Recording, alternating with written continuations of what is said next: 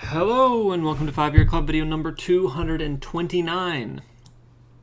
I was talking to somebody recently and they told me how much they liked real estate. They were like, real estate is great, and they listed off all these reasons, and I was thinking in my head like, well, some of those reasons are true and some of those are sometimes not true. And that got me to thinking about the topic. Well, it got me to think of the phrase. The phrase is, everyone is a genius in a rising market, right? And that is to say that when the market is rising, for example, last year the market rose 20%, people make money and they think that their investing strategies are really smart because they're making money. But you have to normalize your performance against the market average. You can't just say, I made money, therefore I'm doing well. You have to say, how much money did I make relative to the market average? So if you only made 10% in a year, but the market average did 20%, you made money, but you messed up. Like, you could have done significantly better. Now, in a similar vein, if you bought real estate in the US in 2010, then most likely your real estate has gone up and you think that real estate is a great investment because you have made money. But we have to look at the flip side of that. If you bought in 2006, then you may not think real estate is such a good investment. You think that real estate is a very risky investment because your experience with real estate was up, down, and then back up. And the point with all of this is that we cannot stay focused on our current situation. We can't even stay focused on the situation that has happened in our lifetimes. When thinking about retirement investing, we have to think even broader than what we've experienced in life so far, because if you're under the age of 40, you have likely only been investing for 20 years or less. That's only 2 decades. And not a lot can happen in 2 decades relative to the whole range of possible market conditions and market situations.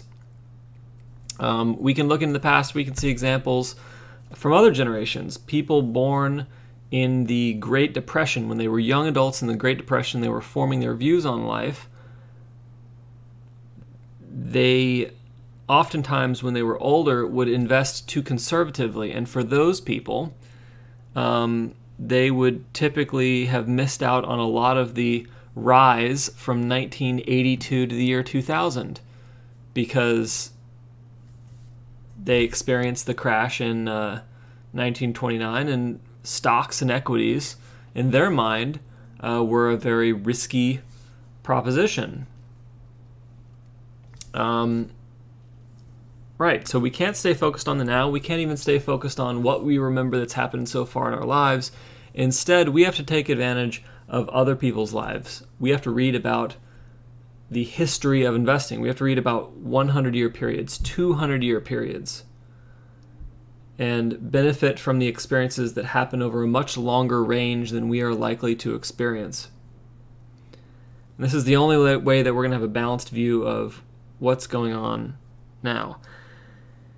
There's a tendency, and I think this is especially true with either people who haven't studied history or people who haven't studied investing much or haven't experienced a lot of different things in investing. There's a tendency for people to say, you know what, reading about the history of the market is not that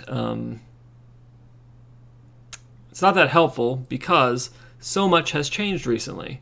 Computerized trading, the internet, lowering of these traditional boundaries between the markets of different countries.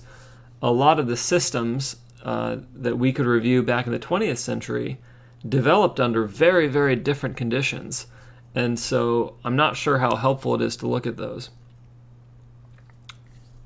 And fair enough, a lot of stuff has changed in the world in the last 20 years, 50 years, 100 years, anything that you pick. But one thing that hasn't changed is the hardware of the human brain, right? It evolved, 10,000 years ago, And a good amount of that hardware, specifically the emotional hardware, the part of it that is responsible for greed and fear, that stuff developed millions of years ago in other species before it came to us. And so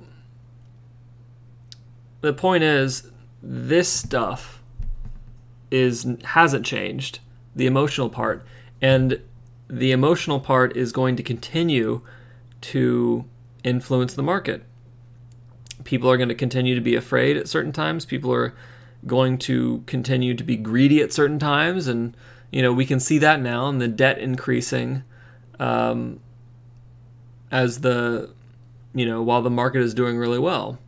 In fact, leveraged investment, that is one of the places where the biggest bubble is right now. People taking out debt in order to invest in this relatively productive market. So, read about long periods of time for investing. And the other thing is, when you think about your investing outcome, you cannot think about your investing outcome in terms of how did I do this year. You have to think about it in terms of how is my strategy likely to perform over 30 years. Most people I talk to do not have that kind of view. They say something like, I want to take a class on options. I want to learn about options so I can make a lot of money on options. I can beat the stock market average investing in options, right? They say something like that.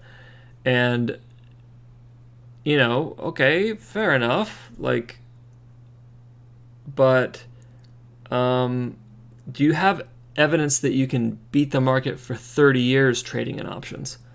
Because if you can't consistently beat the market for 30 years trading in options, if the market ultimately is going to win versus your personal option trading strategies over a period of 30 years, then you might want to think wasting all that time doing the trades and learning about options, and you might just want to stick your money in the market average. But you have to actually do your research to know that. You have to actually go out and read a book about it, or read an article about it, or look up some statistics to see if you even have a chance in hell. All right, well, that is it for video number 229. The gist of it being, do not get too stuck in modern times right now when you think about your investing. Instead, think about it as an investment system that's going to operate over 30 years, and then go back and, there are some backdating calculators where you can run strategies over 30 years. Go and run your portfolio mix over different 30-year time periods and see what happened. And that's where your confidence should come from, not from how your portfolio performed last year or this year or next year for that matter. Okay, that's it. Hope you enjoyed it and have a fabulous evening.